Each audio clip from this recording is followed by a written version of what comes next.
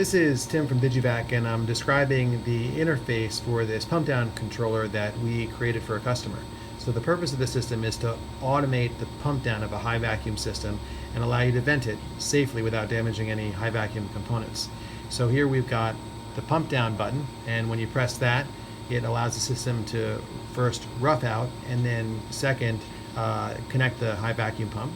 And then we've got this vent button, and what that does is it safely closes all the valves it needs to and then allows you to vent or allow atmospheric air back into the system. And then on the left side we have status, and what the valve status does is it tells us what's going on with the valves, whether the vent valve is on or off, the four-line valve, whether that's on or off, the rough valve, whether that's on or off, the gate valve, whether that's on or off, and also an extra indicator called the status of the gate valve, which is another sensor on the gate valve that allows us to know if the gate valve is either open or closed.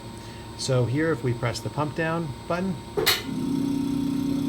we're in the roughing mode. And what's going to happen is the rough valve is opened up so that it's actually pulling air out of that large vessel. The four-line valve is off because we don't want to let that four-line pressure go too high. What we can do, if we want to pause everything, we can stop and pause the system by pressing that again. And what happens is the four-line engages right after the rough valve turns off.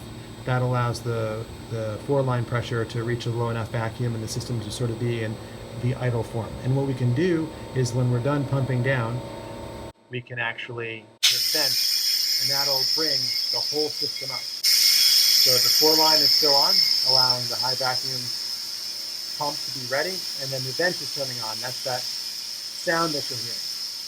And if we're done venting and we want to pull down again, we can go ahead and pump down.